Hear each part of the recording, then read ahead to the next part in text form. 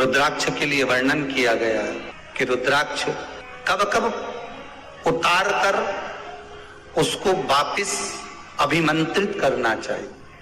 5 जगह पहनकर नहीं जाना चाहिए और रुद्राक्ष को अभिमंत्रित करना मतलब सीधा अमावस्या के दिन, पूर्णिमा के दिन, शिवरात्रि के दिन, श्रावण महीने के सोमवार को, प्रदोष के दिन, ये दिन आपके शरीर में जहां पर भी रुद्राक्ष है, आपके गले में अगर आप रुद्राक्ष पहने हो, आपके हस्त कमल में आप रुद्राक्ष पहने हो, आपने अपने पास में कहीं रुद्राक्ष रख रखा है, तो उस रुद्राक्ष को अमावस्या, पूर्णिमा, शिवरात्रि या श्रावण का सोमवार या प्रदोष आदि, इस दिन उस रुद्राक्ष को एक बार दूध में धोने के बाद उसमें थोड़ा सा सरसों का तेल अवश्य लगाना चाहिए।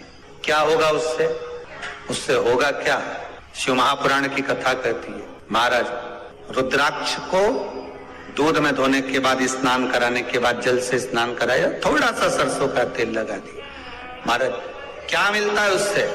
तो कहा उस रुद्राक्ष में बल प्राप्त होता है। कौन सा बल? जो शरीर के अंदर बीमारियां बढ़ती हैं, उस बीमारी को वो रुद्राक्ष धीरे धीरे समाप्त करना प्रारंभ कर देता है। पर एक और चीज याद रखना, जिस रुद्राक्ष के पानी को आप बीमारी के समय पर गलाकर पीते हो, उसमें सरसों का तेल नहीं लगाना, उसमें सरसों का तेल नहीं लगाना। उसको तो आप केवल स्नान कराओ दूध से, जल से, और फिर उसको गला दीजिए, उसका पानी आप पीना चालू कर दीजिए। जिसको बड़ी बीमारी होती है उसके लिए कल कथा में वर्णन किया रुद्राक्ष के जल। रुद्राक्ष का जल पिया जाता है शरीर के अंदर से रोग को, बीमारी को हटाने के, रोग बीमारी को समाप्त कर।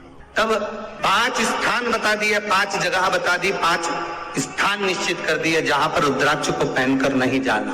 पहला, किसी की मृत्यु वाली जगह पर। दूसरा, जहां पर बच्चे का जन्म हुआ, मृत्यु आदि जगह पर सूतक लगती है, जहां बच्चे का जन्म लेता है वहां सावड़ लगती है। मतलब जीव जाने के बाद दुख का सूतक होता है, और बच्चा जब जन्म लेता है तो सुख की सावड़ रहती है। सुख की 2 स्थान। तृतीय स्थान, तीसरा स्थान दिया जहां पर वैश्यावृत्ति होती हो या महाराज मदिरा का पान होता हो, उस स्थान पर रुद्राक्ष को नहीं ले जाया जाता। चौथा स्थान रुद्राक्ष के लिए कहा गया, जिस स्थान पर आपको ज्ञात नहीं है और आपको लगता है कि ये स्थान अज्ञात है, यहाँ पर कई जगह पर कुछ जीवों की हत्या हुई है या किसी जीव को नष्ट किया गया है, उस स्थान पर रुद्राक्ष को नहीं ले जाना चाहिए। 5वां, महाराज आपके रुद्राक्ष का जहां अपमान हो रहा है, अपमान से समझ में आ रही है ना आपको बात? एक आय को ढोंग प्रपंच में पढ़ा है, कौन ने कहा इतने रुद्राक्ष धारण कर ले? कौन ने कहा है? क्यों ढोंग प्रपंच में पढ़ा है? अगर हम रुद्राक्ष गले में पहन लेते और नारी का रजस्वला धर्म आ जाता है, रजो धर्म का समय आ जाता है, वो रुद्राक्ष हम गले में धारण कर कर रखते हैं, तो वो रुद्राक्ष क्या वो बेकार हो जाता है? पहले एक बात बहुत अच्छे से समझ में, आप सन्यासी हो, जम के बोलो जरा, आप तपस्वी हो, आप साधक हो, आप उपासक हो, या आप बैरागी हो, आप एक गृहस्थी हो, घर में रहने वाली माँ गोदी में रखा हुआ बालक अगर गंदगी भी कर दे, पूरे कपड़े को भी बिगाड़ दे, तो माँ बच्चे का कपड़ा बदल देती है, और बदल कर माँ को ये जरूरी नहीं है कि उसको साड़ी बदलना, उसको कपड़े बदलना या उसको फिर नहाना। बच्चा जब गोदी में होता है तो माँ की गोद में कितनी बार भी गंदगी कर दे, फिर माँ अपने कपड़े बार बार नहीं बदलती, उसी कपड़े से काम करती रहती है, उसी कपड़े से सेवा करती रहती है, उसी कपड़े से भगवान का पूजन भी करेगी तो भगवान स्वीकार करेगा। क्योंकि मातृत्व के लिए, माँ के लिए, नारी के लिए छोड़ दिया गया है कि तुम और हाँ, आप अगर पूजन करने बैठ रही हो तो आपको ये 7 दिन पूजन नहीं करना।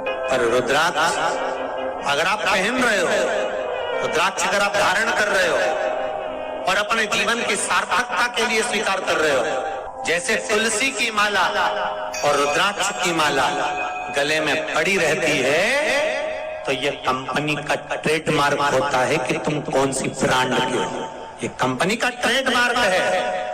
तुलसी की माला पहनकर प्राण छूट गए तो वैकुंठ चले गए, और रुद्राक्ष की माला पहनकर प्राण छूट गए तो कैलाश धाम चले गए। ये कंपनी का ट्रेडमार्क। छोटे रुद्राक्ष की माला, छोटा जो रुद्राक्ष होता है उसकी माला, कैंसर का जो मरीज होता है, अगर वो फर्स्ट स्टेज का कैंसर भी है, छोटे रुद्राक्ष अगर अच्छे हैं, 3 मुखी से लेकर 5 मुखी, 7 मुखी, 9 मुखी, 11 मुखी छोटा रुद्राक्ष मिल जाए, उसकी माला अगर पानी में डाल दी जाए और उस पानी को वो मन का ही डाल दो, उसी का पानी थोड़ा थोड़ा कैंसर के मरीज को सुबह दोपहर शाम श्री शिवाय नमस्तुभ्यम का जाप कर कर, पंचाक्षर ओम नमः शिवाय का जाप कर कर, शंकर शिव का नाम लेकर, महाकाल बाबा का नाम लेकर, विश्वेश्वर विश्वनाथ का नाम लेकर, केदारेश्वर का नाम लेकर, 12 ज्योतिर्लिंग का स्मरण कर कर अगर वो आचमन करना प्रारंभ कर दे तो कैंसर रोग में भी आराम मिलना प्रारंभ। केवल आचमन ही नहीं करना है, अगर स्त्री है तो अपने उल्टे हाथ पर भी उस मनके की माला को लपेट सकती है। पुरुष है अपने राइट हैंड में उस माला को, अगर कैंसर से पीड़ित व्यक्ति है, रोग से बहुत पीड़ित व्यक्ति, उसको बल मिलता है, उसको पावर मिलता है, उसको एक एनर्जी, उसको एक तेज मिलता है रोग से लड़ने का। कई लोग कहते हैं महाराज जी रुद्राक्ष को सिद्ध कैसे करना चाहिए, तो शिव महापुराण में एक ही उपाय लिखा है, 108 बेलपत्र पर शंकर का नाम लिखकर समर्पित कर दो, या लाल चंदन चढ़ाकर समर्पित कर दो रुद्राक्ष के ऊपर, या उस रुद्राक्ष को आप अभिषेक में समर्पित कर, या उस रुद्राक्ष को सरसों के तेल में रखकर उसको फिर समर्पित शिव जी को कर। रुद्राक्ष को निकाला, शंकर जी के ऊपर रखा, शिव जी के चरणों में रखा, अभिषेक किया, उसको धारण किया। सिद्ध कैसे करना है, तो शिव महापुराण की कथा में एक संवाद बड़ा सुंदर लिखा कि रुद्राक्ष अपने आप में सिद्ध है।